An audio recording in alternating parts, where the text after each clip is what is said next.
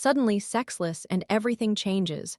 47M, 46F, male and female, both in our late 40s, have been together for 25 years in a happy, loving, respectful marriage. I have known for a long time that sex was not my wife's priority, but she never complained about it and was willing to engage often enough when I took the initiative. That gradually began to change a few months ago when she started experiencing sleep problems and made comments about menopause and a decline in libido. Little innocent remarks here and there. Then one day, she asked a genuine question about whether she would miss sex if we never engaged in it again. That kind of hurt, to be honest, but we still had sex, so I did not think much about it. Then, over the last few weeks, everything suddenly escalated. One day I approached her, and she was apparently not in the mood, which is fair, it happens. However, instead of simply rejecting or ignoring me, she began to cry about it, as if she genuinely wanted to but could not bring herself to do it. That was new and confusing, and it hurt me that I caused her pain, even if unintentionally. About a week later, I went to hug her in the kitchen, perhaps hoping but certainly not expecting anything, and she said that if I wanted, we could engage in it. So I asked if she wanted to which she responded that she was indifferent. But it had been a while, so we went ahead anyway. Afterward, I felt like I had taken advantage of her rather than that we had enjoyed this mutual intimate moment. She attributes this sudden change in her sex drive to her lack of sleep, the onset of menopause, tiredness, and I can understand and support all of that. So I started coming to terms with sex potentially going off the table, or at least being significantly reduced for a while. At first, I thought that would be manageable. We still love each other, still enjoy each other's company, and we live and laugh together. Should be doable. I'll simply engage in some manual maintenance every few days, and there will be no issue, right? Wrong. I quickly realized that it is anything but a non-issue. It turned out that my desire for her is not merely about the release, after all. I did that quite a bit that week, but it did not help in the slightest. I began to ponder a question: what does sex mean to me? Probably the best answer I came up with is I find comfort in sex, confirmation that everything is okay, and that we still love each other. Thus, not having sex puts all that in doubt. I need her touch, her closeness. I need the embrace and the ultimate connection because I love her deeply. I love touching her, and I love her touching me. That is my love language, and that is how I express my love, and that is how I need her to demonstrate her love for me. I used to touch her, tease her, kiss her, hug her, join her in the shower, and make double-meaning remarks to maintain a low-level erotic atmosphere pretty much all the time. She used to reciprocate, giggle, and confirm that she enjoyed me wanting her. The author of the book, Love Worth Making, calls it simmering. Just keep the erotic charge bubbling and occasionally allow it to overflow into a sexual encounter.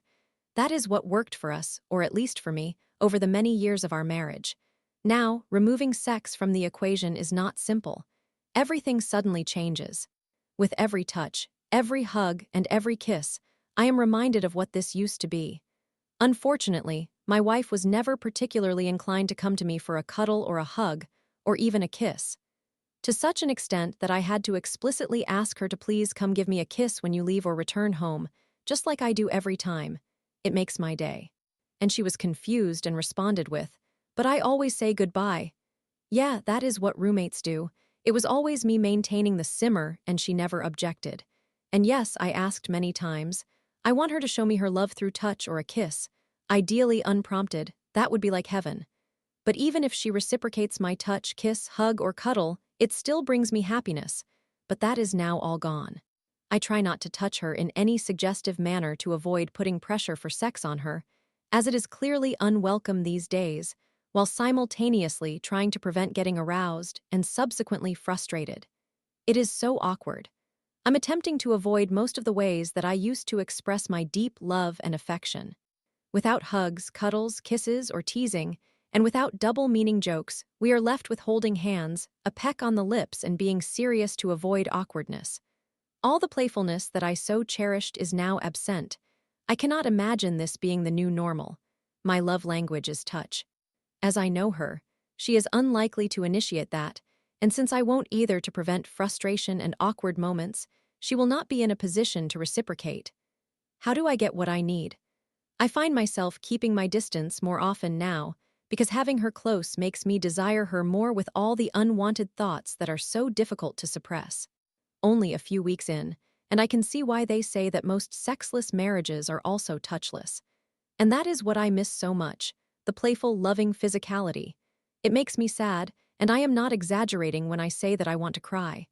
Both she and the children have been asking me over the last few days why I appear so sad and upset and what is wrong. Everything is wrong. The relationship that I cherished so much is gone. I wonder if she has noticed, though she did not want sex lately, and I am trying not to push for it anymore. So life is great, right? We can finally both be happy, right? Except that my life has just shattered into a million sharp pieces, don't you see? Listen, kids, I'm sad because I miss being intimate with your mom. And it is not about the intercourse. I miss being able to be with her without feeling guilty for being aroused. I miss hugging her, cuddling her, and appreciating her beautiful body whenever I catch a glimpse of it. I cannot do it because, instead of coming across as loving and affectionate, it may suddenly seem awkward and pushy. And I miss her laughter when I did, and said all those borderline inappropriate things out of pure love and desire for her. And you know what is the hardest part, kids? I still love your mom very much. It would have been much easier if we had grown apart first as a couple, and all of this would simply follow without anyone being surprised. But that is not us. A month ago, I would still say that we were destined to grow old together happily. Then, out of nowhere, everything shattered. How can I not look sad? I will attempt to unlearn the last 25 years of expressing and expecting love through physical contact and sex and find satisfaction in, I don't know, playing board games together, I suppose. That is what she loves, and that is how I know I can always make her day. We will make it work, eventually. I still believe that we are meant to grow old together. But please allow me some time to feel sad and upset, and to cry for a while in the meantime. Story 2. For everyone invested in an update, this is how it concluded. She stole again. I, 26M, threw my pregnant girlfriend, 22F, out because she refuses to pay rent or her share of the bills. A few months, approximately, after that post, she gave birth. Faced with the possibility of my newborn son being raised in a household with her family, who behave abusively toward one another and smoke indoors, I made the choice to allow her to stay with me for a maximum of a few months while she searched for a more suitable living arrangement. This was not my ideal plan, but this is a time when he needs his mother nearby, and I wanted my child to be in a safe and healthy environment. Many may argue that this was an utterly foolish decision, which I can acknowledge on the surface, and this moronic individual has already caused me immense distress for a long time. However, I did what I felt was necessary for the baby. I entered the situation with extreme caution. I secured personal devices, hid money in places she would not think to search, and generally slept on the couch to keep my distance. It was not a pleasant experience, and she seemed to believe that we were beginning to build a relationship of some sort, which I firmly corrected. I explained that this arrangement was for him, and ultimately, she needed to put effort into finding an appropriate place to live. She agreed and told me she would use this time to demonstrate that, now that her son is here, she has changed as a person. I was indifferent. The damage had already been done. During the 4 months we cohabitated, she contributed nothing financially. My family and I purchased the stroller, crib, clothing, and essentially everything the baby required, including formula. When I addressed this with her, she told me that as the father, it was my responsibility to provide, and if I didn't, the child would go without. I documented and recorded our conversations as evidence. I made sure to get a DNA test, and despite my desire for a negative result, I received a 99.99999% probability of being the father. Over the 4-month period, she made no effort to find a place to live, while trying to persuade my family that I was being unreasonable in wanting her to leave, claiming that she merely wanted a stable family after her own upbringing, and I was taking that away from her. My family initially believed her and suggested that I should just accept the situation for the sake of the child, arguing that remaining with her and her family would give the baby no opportunity for success in life. I offered to accompany her to meetings with housing authorities to secure her welfare, but she declined, asserting that she had it under control. She consistently claimed to my parents that she was financially struggling, and they often bailed her out, questioning why I was not helping more. I simply responded, "More fool you." Their belief that I was being unreasonable created significant tension, and I decided to largely disregard their opinions from that point forward. Friends and family gifted cash intended for the baby, along with gifts and cards. I deliberately placed the cash in a cupboard equipped with a hidden battery-operated camera at the back.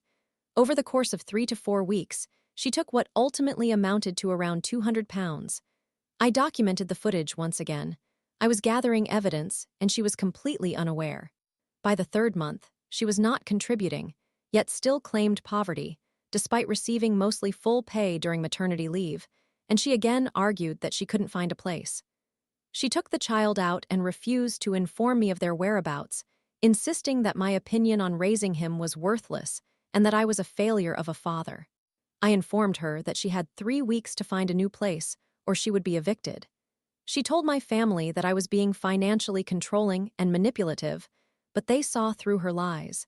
She did not take it seriously yet again.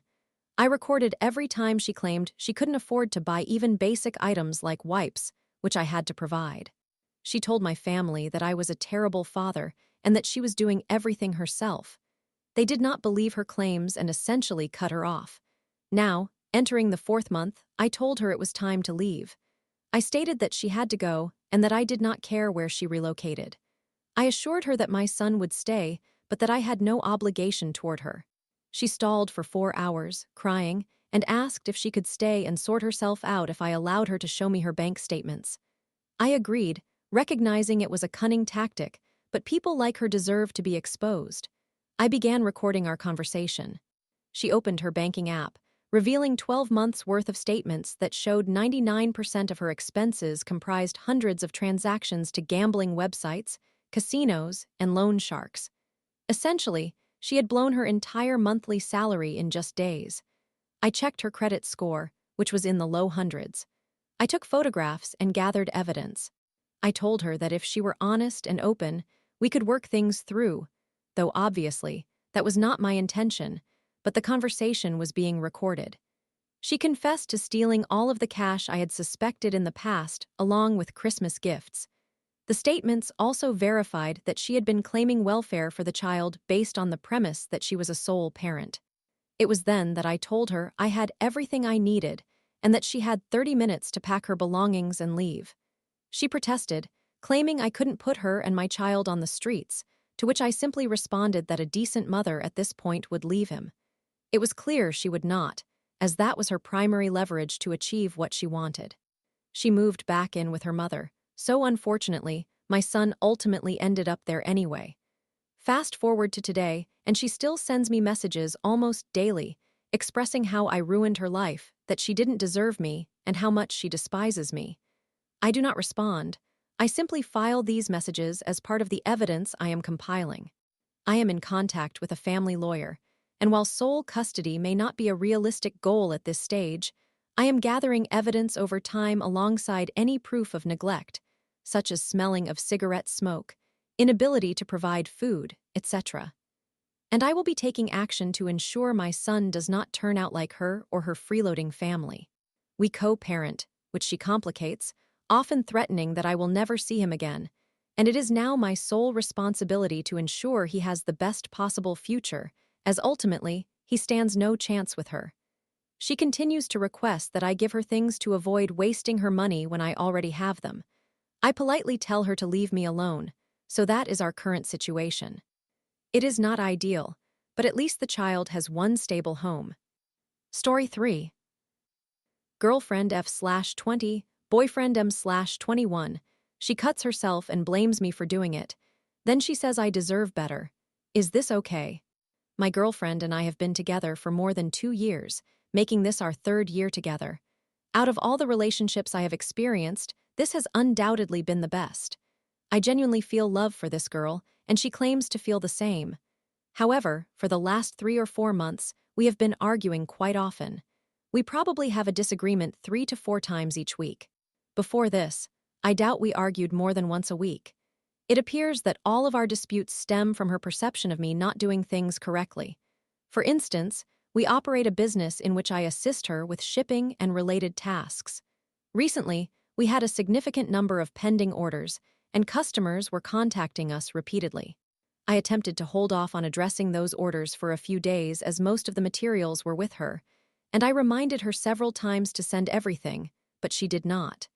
So one morning, she woke up, lashed out at me, and accused me of not working properly, saying I kept people waiting. I replied, asking her not to blame me because if it was bothering her so much, she should have sent me the supplies. This was disrespectful to her, and afterwards, she gave me the silent treatment for 4 hours. I even apologized for my earlier comments. Nevertheless, she insisted she was not mad, but continued to give me the silent treatment. At times, our arguments center around my personality. For example, she wishes for me to be more talkative. She once remarked, "I feel like I am the only one who speaks. If I didn't talk, we wouldn't have anything to discuss." I am certainly more introverted and reserved, but I believe I have made significant progress in this regard over the years. Yet, it seems she wants me to change instantly. Anyway, last night we had a particularly bad argument. I have my chartered financial analyst exams approaching, making it difficult to see her as frequently as I usually would. I am under a lot of stress due to my career and studies, so I mentioned that I needed some time for myself. For the next few months, I would not be able to see her as often since she lives about 20 kilometers away, and I have to travel for over an hour. I typically see her 2 or 3 times a week. I mentioned this to her some time ago. Yesterday, she expressed that I do not make her feel good, and when her friends discuss their boyfriends and how well they treat them, she feels she cannot relate even once. She asked, "Why do I have to feel like I deserve better?" I was already feeling stressed due to my studies, so I responded, "I'm sorry, I do not wish to argue right now. Just because I reprimanded you this morning does not mean that I no longer love you. I regret making you feel like you deserve better. I am currently anxious and I cannot argue about this. Can we meet and discuss it instead?" I felt I might say things I would regret due to my anxiety, so I turned off my phone. After an hour, I calmed down and texted her. She replied, "You respect me so much that you turned off your phone. If I felt well treated by you, I wouldn't have mentioned anything, but you are very emotionally unavailable and avoidant, and you do not know how to communicate properly. I am literally in pain every week trying to make you understand. I do not want to deal with this." That is when the argument escalated. She listed many things I do not do for her, claiming I never save for her or buy anything. 2 months ago, I told her that I had saved up for months and gifted her a Polaroid camera and a journal so we could create our own journal. I gave it to her, yet she has never used the journal I provided nor taken pictures with the Polaroid while with me. She said, "Here comes the list of what I have done for you," as if she expects me to sacrifice my own feelings and assume all the blame. Afterwards, she self-harmed and blamed me for it. This is not the first time. She accused me of making her do it, saying I torture her and made her this way. I have never abused her or complained about anything to her. I do love her deeply, but she engages in self-destructive behavior, invents issues, and shifts the blame onto me. Whenever I sense that everything is going well, she instigates a fight out of the blue, and it always revolves around me or something I supposedly did. She is never willing to acknowledge her own problems or take responsibility for them. After she harmed herself again, all I said was, "Maybe I am too naive to accept that things are difficult between us, but I love you, and I do not want you to hurt yourself. If you feel that my absence will improve your self-esteem and resolve this, I will stay away." I went to bed after that because I did not wish to engage with the situation. If I stayed up, she would have blamed everything on me and continued all night. Each time we argue, it leads to her feeling that I have become complacent in the relationship and that I do not try or fight for her. She claims I only do things for her when she specifically asks. When I list some actions I take for her spontaneously, she accuses me of keeping score and making her feel bad by pointing it out. I explained that I cannot be perfect, to which she replied that, as the man, I should strive to be perfect for her since she tries to be perfect for me. She sarcastically apologized for being raised to have high expectations in a partner. In previous arguments, she says she deserves better. At that point, I feel incredibly upset. It seems she incessantly points out the things I do not do for her and what she wants. However, her assertion that she deserves better struck me deeply. I feel that I do so much for her, and I never complain. This is when she apologizes sincerely. stating she did not mean to imply that she deserves a better person, but rather that she deserves more from me. She then mentioned that I deserve better due to all the hurtful comments she has made. She concluded by saying that I likely do more than 99% of men out there, essentially the opposite of what she said during the fight. At that point, she becomes very affectionate and expresses her desire not to lose me, insisting that we are meant to be together forever. We have discussed marriage at times. This pattern has repeated over the past 2 months or so. She becomes easily frustrated with me, something she acknowledges, which leads to arguments.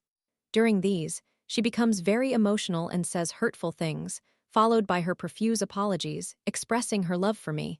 I do not know what to do. Aside from our arguments, the relationship is wonderful. This issue has only arisen in the last 2 months. Perhaps it really is my fault, and maybe she deserves better. Story 4. GF, 25F, adopts 2 cats, but I, 32M, don't want them. The story unfolds with my girlfriend's best friend, who is also her roommate, deciding to adopt a cat. Thus, my girlfriend accompanied her to the shelter last Saturday. I was visiting her and staying with them over that weekend.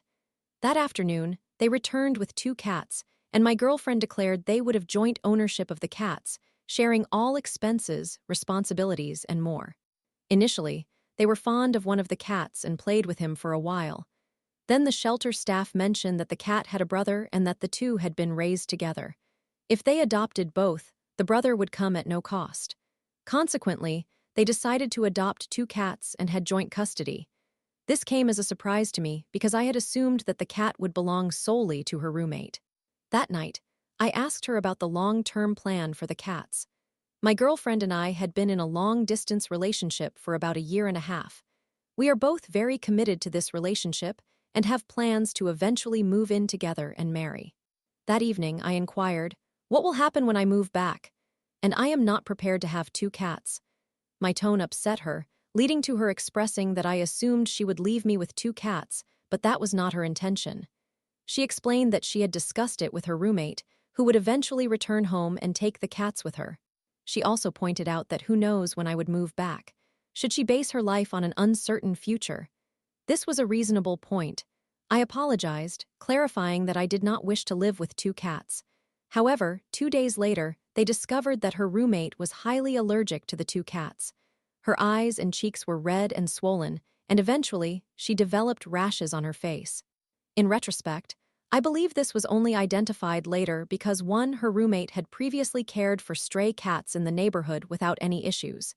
2, they spent only 20 minutes with the cats in the shelter, and she was fine, and 3, during the first 2 days, the cats mostly hid, resulting in minimal interaction.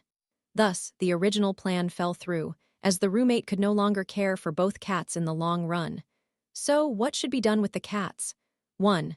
My girlfriend and her roommate do not wish to separate. Therefore, the cats cannot stay with them at this time. Some suggested switching the cat food to see if there were any improvements, but they decided to prioritize human health. 2. I live in a small apartment in another city and do not want cats. 3. We have reached out to friends, family members, and acquaintances, but no one has offered to take them in. 4. They prefer not to return the cats to the shelter. Yesterday, my girlfriend asked me if I would be willing to live with the cats in the future. She mentioned that if I agreed, she would only need to find a temporary foster home for the cats, which might be simpler. She expressed deep sadness and her desire not to say goodbye to these 2 cats, stating that if she were to get any other cats, it would only be these 2. This placed me in a very uncomfortable position. On one hand, it all felt very sudden to me, and I truly do not want to live with the cats. On the other hand, my girlfriend has done a lot for me, and I do not want to be the reason she has to part with them. I also felt resentment because none of this had been discussed with me beforehand, and now I suddenly felt compelled to deal with the consequences of decisions made by others. I perceived that my girlfriend was putting too much pressure on me to agree, leaving me feeling distressed about the entire situation. Now, to provide more context as to why I do not want to live with these 2 cats. 1. I have tried to live with cats in the past. The first cat I adopted had behavior issues, and I returned him soon after. The second cat was the perfect match for me, and I truly liked her.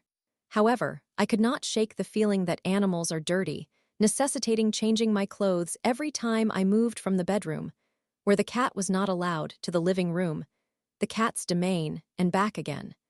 Eventually, this became too cumbersome, and when I lost my job and might have had to relocate overseas, I returned her to the shelter. It was a difficult choice, and I regretted it 2 days later, attempting to get her back, but she had already been readopted. I lived with her for 6 months, and even 4 years later, I still miss her and think about her frequently. I feel I made a mistake, too. I have a strong preference for cuddly, affectionate, and friendly cats. I lived with my girlfriend's cats for a week as they acclimated to the environment. I find them charming, like any other person's pet. However, they are more independent, which reflects her roommate's preferences. While some may prefer independent cats, I know I am not one of them. 1. My girlfriend has repeatedly accused me of shutting them down too quickly, but I believe I possess more knowledge and experience with cats than she does.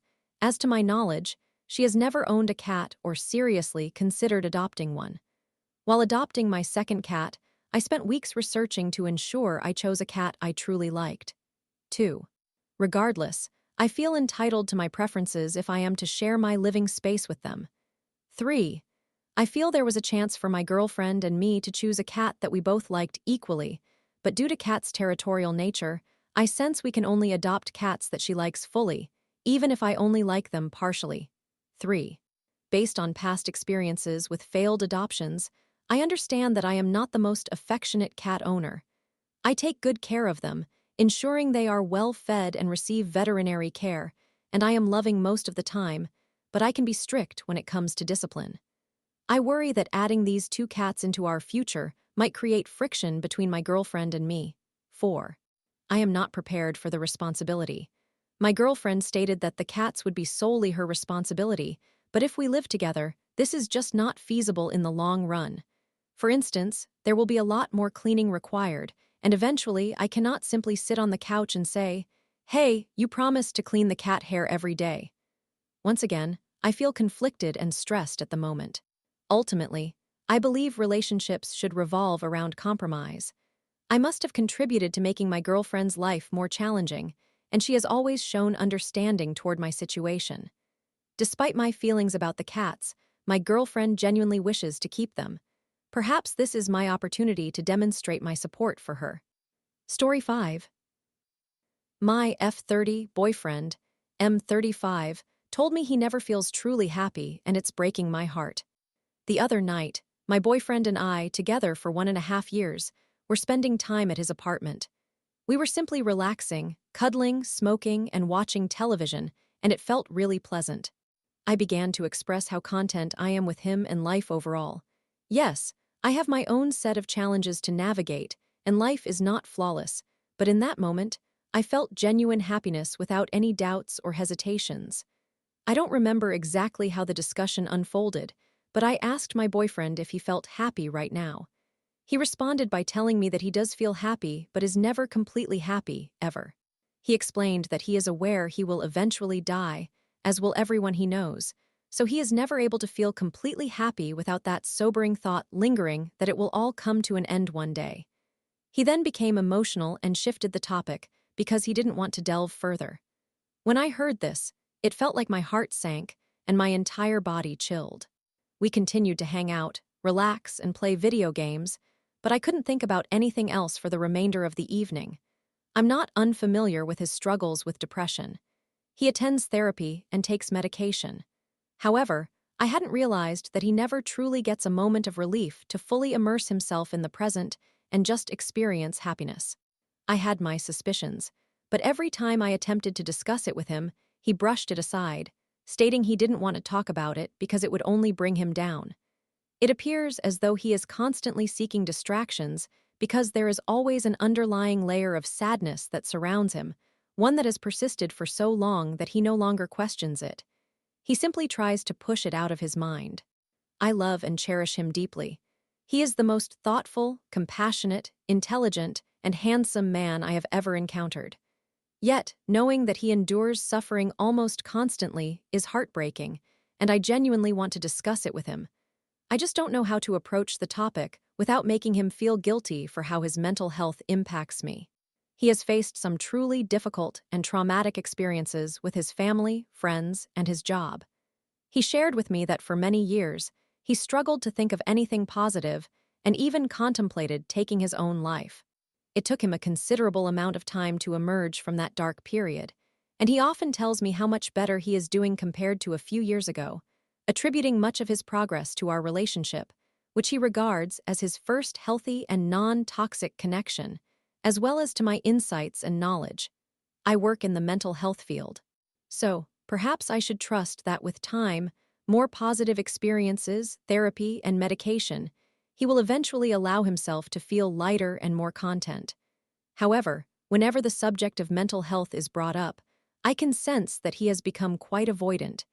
He mentioned how much he has suffered and how frequently he has reflected on the traumatic events in his life. Now he has reached a stage where he doesn't want to waste his time contemplating it anymore, because he fears it will pull him back into that endless pit of despair, and he also believes it won't benefit him. He said he wants to focus solely on the positive aspects of life. While I understand his perspective, I cannot shake the feeling that there are still many unresolved emotions that need addressing. My boyfriend tends to ruminate often, repeatedly circling around the same issues when something distresses him. He finds himself trapped in this loop of negative thinking, which is why he avoids discussing his feelings. He knows he will end up back in that place, and escaping it is extremely challenging. Again, I grasp his reasoning behind this, but it also indicates to me that he may lack the proper tools to effectively process and navigate his emotions. I have been reflecting on this a lot lately. The more I learn about him, the more I realize that he fundamentally avoids feeling his emotions because he becomes ensnared by them and fixates on what causes his sadness and depression. I am uncertain if I am overstepping by addressing it. All I desire is for him to feel light and carefree, and I wish I could relieve this enormous, suffocating weight from him and assure him, "It's all right, you can breathe now." I anticipate what people might say that I cannot solve this for him and should simply create a safe environment for him to open up while being patient. However, witnessing him in a perpetual state of sadness is truly devastating. Is it better to remain silent and trust that he will continue to improve? We value communication significantly and always discuss anything bothering us.